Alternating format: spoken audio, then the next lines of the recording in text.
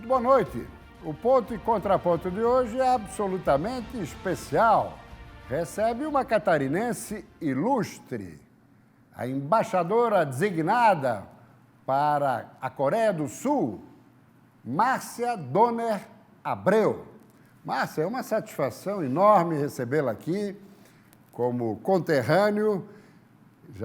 Já temos acompanhado a sua trajetória na diplomacia brasileira, que remonta a 37 anos, é isso? Exatamente, muito boa noite. Prisco. Boa noite. De fato, 37 anos de carreira, 23 anos dos quais passados no exterior, Prisco. Eu sou uma diplomata que gosta de viver fora do Brasil. Então deve falar algumas línguas, né?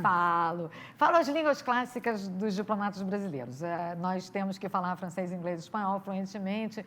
E aí, por causa dos postos onde eu servi, eu falo uma pitadinha de mandarim, uma pitadinha de russo. Com toda essa burocracia e também as votações do Senado e tudo mais, a expectativa é que assuma ainda no mês de maio ou talvez em junho? A minha ideia, como eu tenho uma vida para levar junto comigo, eu dependo de um decreto do presidente da República para me nomear, as providências administrativas relacionadas legislativos relacionadas ao embaixador que atualmente está na Coreia, elas acabam de ser concluídas. Ele foi aprovado pelo plenário do Senado há 2 dias. Então, eu imagino que um decreto meu de remoção, e dele também, porque ele tem que sair para eu chegar lá, deva estar vendo a luz do dia em coisa de semana, um pouco mais que isso, talvez. É um ano um pouco peculiar, se nós pensarmos nas campanhas eleitorais que já estão em curso. É verdade. Mas eu pretendo, na minha cabeça, chegar a Seul por volta de meados de julho. Então, Perfeito. Nós estamos falando de dois meses. Agora, a Coreia do Sul é tudo de bom, né? É algo espetacular a Coreia do Sul. Apesar da proximidade desagradável com a Coreia do Norte, mas a Coreia do Sul é um país que chama muita atenção, né? É um país com uma história fabulosa. E se eu puder falar alguns minutos sobre isso. A Coreia moderna nasceu em 1948. Depois da Segunda Guerra Mundial, a Coreia era uma colônia japonesa, vamos dizer, um protetorado japonês. Depois da Segunda Guerra Mundial, a Coreia foi dividida em 2 zonas de influência, uma zona soviética e uma zona americana, com vistas a uma reunificação futura, mas isso não aconteceu. Que nunca aconteceu. Né? Que nunca aconteceu. E em 1950, a Coreia do Norte invadiu a área da Coreia do Sul, iniciando a Guerra da Coreia, que nunca acabou. Os 2 países têm apenas um armistício, um acordo de cessar-fogo, mas não tem um acordo de paz. A Coreia já chega nessa guerra numa situação muito difícil como país. A metade sul era menos desenvolvida que a metade norte, que era mais industrializada. E com a guerra, o país, então, fica totalmente destroçado. E depois da guerra em 53, a Coreia tinha um PIB de 67 dólares. Imagina, vai ser. Hoje, o PIB coreano é da ordem de 35 mil dólares, se nós pensarmos em termos nominais, e de 44, 45 mil dólares em paridade de poder de compra. Foi uma explosão, né? É uma explosão. É uma economia maior que a brasileira, é a 10ª economia do mundo, num país que tem o tamanho de Pernambuco e uma população de 50 milhões de habitantes. É realmente... É impressionante. E é um país que está na ponta de lança das indústrias mais inovadoras. A Coreia foi o primeiro país a ter o 5G comercial há anos atrás. A Coreia é, junto com Israel, o país que mais investe em pesquisa e desenvolvimento. Está em todas as nossas casas, eu costumo dizer, meu carro é coreano, meu telefone é coreano, minha televisão é coreana, tudo isso é produzido aqui no Brasil. É verdade. Agora, pena esse clima beligerante com a Coreia do Norte, né? Pois é.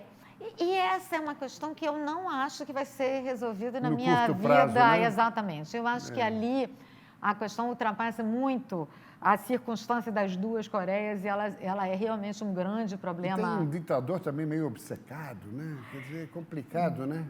Vamos dizer que a Coreia do Norte é um país complexo no cenário internacional, é uma situação que, evidentemente, envolve interesses das grandes potências. A Coreia do Sul ela está situada na confluência de muitos países que são muito importantes na ordem internacional e uma grande potência extra-regional, que é os Estados Unidos, tem ali também um interesse, vamos dizer, geopolítico, geoestratégico, geoeconômico crucial. Fantástico. Agora, é um país assim, muito moderno, muito inovador, com uma economia diversificada.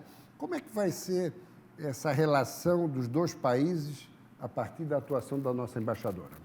A relação do Brasil com a Coreia do Sul é muito boa, muito fluida e relativamente intensa. A Coreia tem grandes investimentos no Brasil, são 10 bilhões de investimentos, 140 empresas, sendo que essas todas grandes que eu mencionei agora, os produtos, né? A Samsung, a Hyundai, a LG estão no Brasil e dezenas de outras marcas empresas. Marcas internacionais, né? Consolidadas. Consolidadíssimas, que eles produzem em escala global.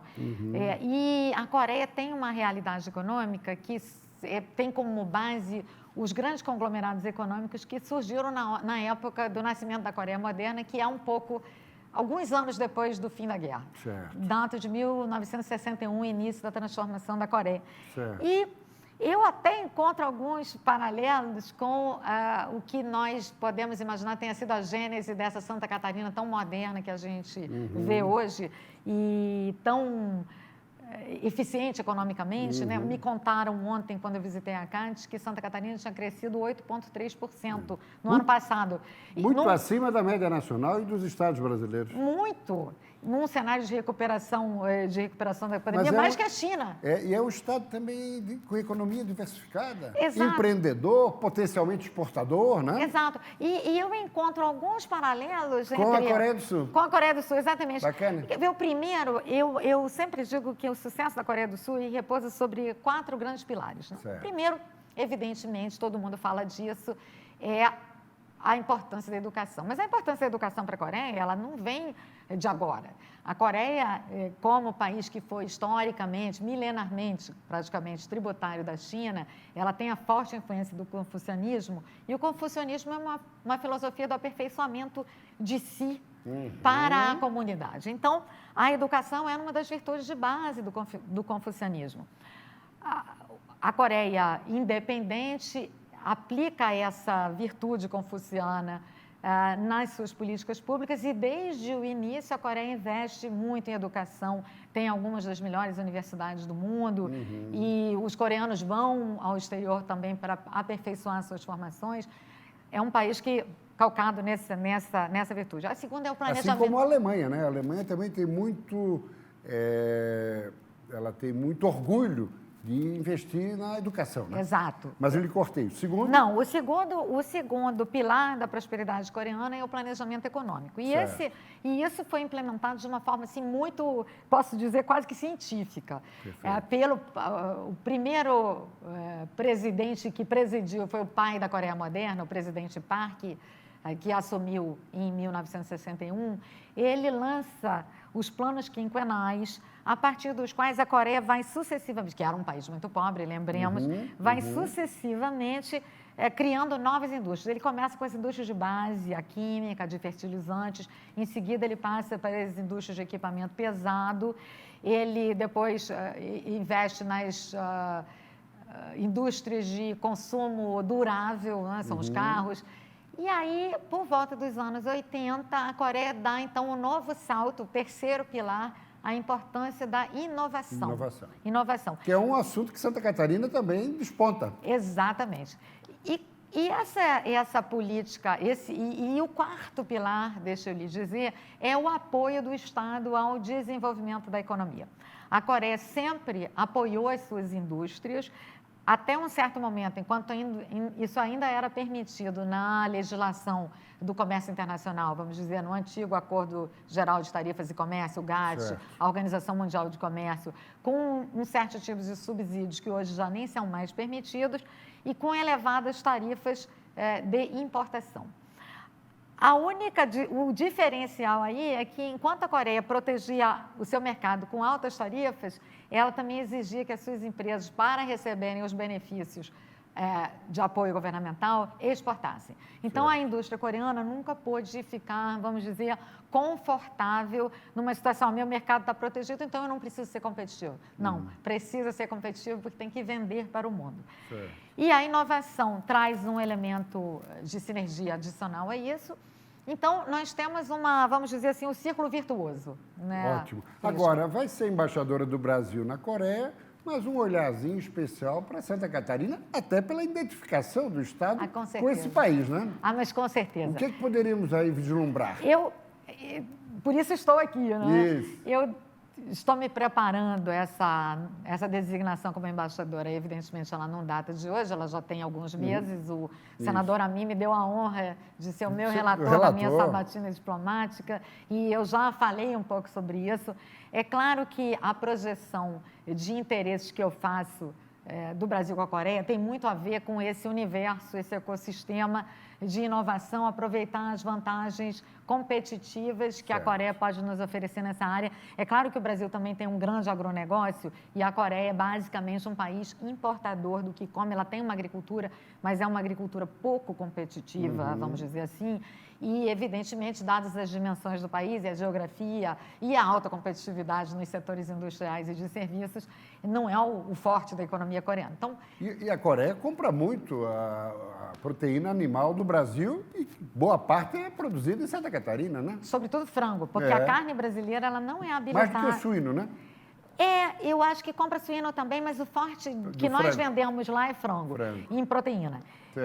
E eu hoje conversava até na Fiesc sobre isso. Eu imagino que uma boa parte desses frangos sejam nossos aqui de Santa Catarina, porque o Brasil é o maior exportador de frango para a Coreia do Sul. 45% dos frangos que a Coreia importa são de origem brasileira. E nós somos o segundo produtor. Exato. Só perdemos para o Paraná. E no suíno nós somos o primeiro. O primeiro, exatamente. A nossa carne suína já é liberada na Coreia do Sul. Então, nós temos essas duas antenas, mas onde eu acho que vem realmente o diferencial é nas cadeias de valor da indústria coreana que já está no Brasil. Existe até aqui em Santa Catarina uma unidade fabril que produz fibras e um Songa, eu acho que é o nome da empresa coreana, mas nós temos, claro, indústrias que podem entrar na cadeia de suprimento das indústrias coreanas no Brasil. Perfeito.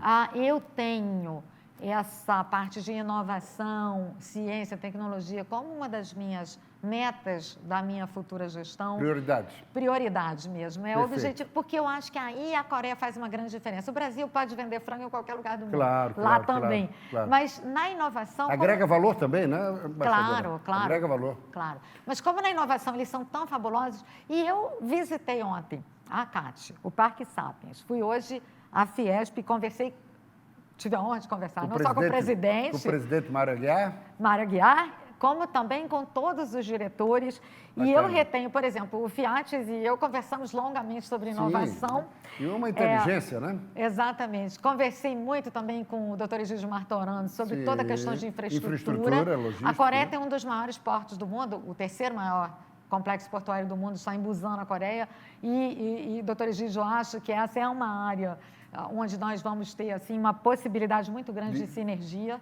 Que bom, que bom. Eu vou pedir um instantinho só, vamos chamar um rápido intervalo comercial e já retornamos com esse bate-papo inteligente e interessante com a embaixadora designada do Brasil na Coreia do Sul, a catarinense de Florianópolis, Márcia Donner de Abreu.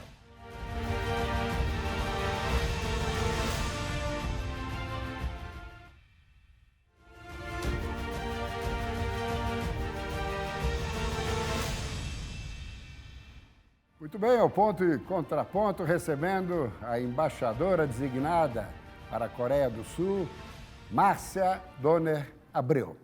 Antes de retomarmos a nossa conversa, eu não poderia deixar de fazer uma referência à figura de Alcides Abreu. O professor Alcides Abreu, pai de Márcia, que é a primogênita. O professor Alcides Abreu poderia dizer que foi a grande inteligência de Santa Catarina dos últimos 100 anos. Mas uns 3 ou 4 catarinenses que se destacaram, mas nenhum como Alcides Abreu, que foi o planejador de 2 governos que foram destaques em Santa Catarina, Celso Ramos e Colombo Machado Salles. Aliás, no governo Colombo Machado Salles, o meu pai, Henrique Prisco Paraíso, teve o prazer de conviver com o professor Alcides Abreu no colegiado de Colombo Machado Salles. Aliás, Alcides Abreu, que também trabalhou como grande conselheiro nos 2 governos de Esperidião Amin, com atuação igualmente destacada. É uma responsabilidade ser filha de Alcides Abreu, hein?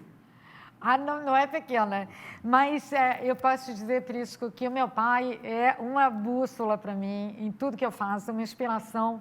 Eu posso dizer o mesmo da minha mãe. A minha mãe é uma figura extraordinária ainda também. Viva, Exato, no Rio de Janeiro, né? Uma mulher muito ativa, uma mulher inteligente, uma mulher de carreira. Você imagina, quando a minha mãe casou com meu pai, se uma mulher quisesse trabalhar fora de casa, ela tinha de pedir uma autorização escrita do marido.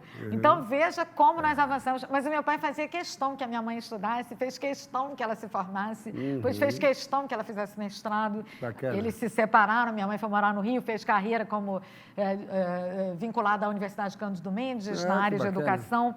Mas são duas figuras referenciais e eu sou diplomata por causa do meu pai, Prisco. O meu pai queria muito que eu fosse diplomata. Não diga. Exato. Isso. E como eu sou uma boa conte um filha, pouquinho sobre isso. Exato. Como eu sou uma boa filha, eu fiz exatamente o que ele queria. Eu fui estudar fora, como ele desejava, e voltei e prestei o concurso do Instituto Rio Branco e me tornei uma diplomata. E eu posso dizer, funcionava assim antigamente, né? Os pais escolhiam um pouco pelos filhos. Eu fui muito feliz na carreira que meu pai escolheu para mim. Eu sempre me senti muito honrado porque 5, 6, 7, 8 vezes eu recebia visitas sem marcação prévia do professor Alcides Abreu. Eu, o jovem repórter, para mim era motivo de orgulho e satisfação podê-lo receber. Agora, eu queria comentar outra coisa. O professor Alcides tinha uma ligação que não era apenas de irmão com o professor Nelson Abreu. Tanto é que os dois partiram no intervalo de 2 meses. Exato. E estão ainda muito próximos fisicamente no campo da saudade. E outra inteligência também diferenciada do professor Nelson Abreu. Exato. Até o fim da vida, eles conversavam, eu acho que várias vezes por dia, por telefone, viu? E era uma coisa muito ligados, né? Muito ligados. E eu vejo meu pai, como eu acho que tantos catarinenses veem, né, como uma pessoa que foi uma ideia inspiradora, junto com um grupo de jovens que cercavam quem ele chamava carinhosamente de seu Celso, na época dos seminários socioeconômicos. Acho que Moacir Berto retratou isso muito bem no livro. Plameg, né? O Plameg. Os seminários deram origem ao Plameg. O Plameg, ele não era só um plano, ele tinha toda a legislação de implementação junto. Porque, para o Estado, o plano e a ideia, muito bem, mas os instrumentos habilitantes, eles têm que estar presentes, os recursos. Então, eu me lembro bem disso. Um visionário. Eu acho que uma parte dos recursos, inclusive, veio da Aliança para o Progresso, que o Kennedy tinha lançado para engajar a América do Sul. E com isso se criou a Codesul. A Codesul não incorporava apenas Santa Catarina, mas também o Rio Grande do Sul e o Paraná. Mas a história é fabulosa e eu acho que a gente está vendo o resultado. E né? a gente ficou de falar aqui 1 ou 2 minutos sobre o professor Alcides Abreu e falamos 5, porque realmente era uma figura extraordinária. Mas vamos retornar, ele deve estar orgulhoso de acompanhando lá de cima, com toda certeza. Mas vamos falar um pouquinho mais de Coreia do Sul. Essa passagem na Fiesc pode ter descortinado, quem sabe, uma missão catarinense para a Coreia do Sul, para ser recepcionada pela nova embaixadora. Com certeza. Nada me daria mais prazer, Prisco, do que receber os catarinenses. Eu tenho um enorme orgulho dos empresários catarinenses e isso eu aprendi com meu pai. Se orgulhar dos homens e mulheres que constroem a nossa prosperidade, porque são eles que geram os empregos, a renda, a prosperidade, a própria inovação. Eu visitei ontem o Instituto de Inovação do Senai, que é uma coisa fabulosa. É verdade. Então, existem várias sinergias. A de Portos, que eu já me referi, que o doutor Martorano acentuou muito, a da inovação acentuada aqui pelo FIAT, e por tudo que eu vi ontem na ACAT, no Parque Sapiens. O senador Amit tinha me dito, não deixe de ir ao Parque Sapiens. Eu fiquei encantada. Muito bacana. Agora temos essa novidade da JBS, que vai criar a proteína baseada em a carne de proteína baseada em planta, né? Absolutamente revolucionário, fantástico. Né? Revolucionário e fundamental para um mundo de lá adiante preocupado com a sustentabilidade. Então, eu vislumbro também uma possibilidade de cooperação da qual eu não tinha ciência, mas que eu aprendi hoje na Fiesc, com o Fabrício Machado, que é do Senai SESI, que me disse, olha, os coreanos têm uma forte presença, estão muito bem classificados no Índice Mundial de Formação técnica para a indústria. E a indústria de hoje, né, Prisco? Não é mais uma indústria de apertar parafuso. O operário ou o funcionário industrial, ele tem que ser altamente qualificado para máquinas sofisticadíssimas. Então, eu acho que tudo isso nada me dará mais prazer do que receber os catarinenses, universidade, mobilidade acadêmica, tudo. E agora uma outra questão. A diplomacia brasileira, né, o Itamaraty, ele continua avançando, se modernizando, parou no tempo. Qual é a sua avaliação, considerando esses 37 anos de trajetória? Bom, nós estamos sempre mudando, sempre evoluindo. A grande novidade do Itamaraty nos últimos anos, eu acho, em termos de práticas, é a digitalização crescente das nossas atividades, a diplomacia mensurada por objetivos, uma diplomacia de resultados orientada. Nós temos todos os meses que mostrar como estamos avançando nas nossas diferentes metas, área a área. Eu acredito que a sociedade global se tornou infinitamente mais complexa do que quando eu entrei. Quando eu fiz 10 anos de diplomata, eu costumava dizer para os jovens que chegavam para trabalhar comigo, olha, há 10 anos atrás, todos os assuntos mais importantes aqui não existiam. Certo. Não tinha Mercosul, não tinha... Não é? Então, as questões ambientais já existiam na agenda internacional, mas não tinham importância. Exato. Ganhou força, né? E o Brasil, nesse capítulo, é evidentemente um país de referência. Porque... Até pela Amazônia, né? Exato. A Amazônia, o que nós chamamos a Amazônia Azul, o nosso mar...